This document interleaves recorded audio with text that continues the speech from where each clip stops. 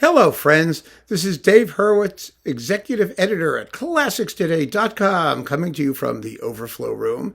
And, one of the reasons I like to come in here is I see what the overflow is. I can sort of dig around and see what I haven't listened to in a while, like this thing you see in my hand whizzing around. See this? Well, this is a little 2 CD Vox thing that some of you have mentioned. You've mentioned in our discussion of Beethoven stuff.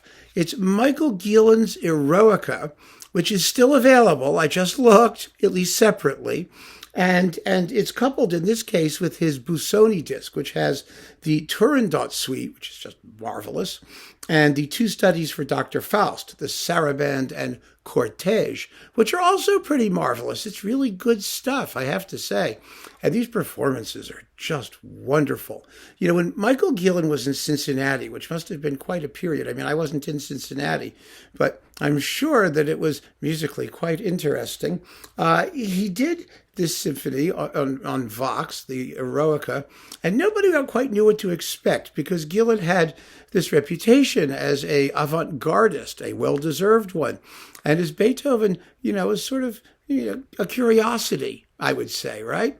So then he does this Eroica, and it's kind of one of those like Renee Leibowitz performances. It's very fast, sort of similar to metronome marking fast, not period instrument, but tempo-wise, yeah. In terms of sonority, it's modern orchestra, but it's a wonderful performance. It was thrilling. It's exciting. It's vivacious. It really breathed a breath of fresh air into the piece. And we all listened to it because we thought, oh gosh, it's Vox, it's a budget label, and it's Gielen, and it's Cincinnati, and it's going to be weird. And it was wonderful. Absolutely wonderful. And of course, he went on to do the Eroica and at least two, maybe more complete Beethoven cycles.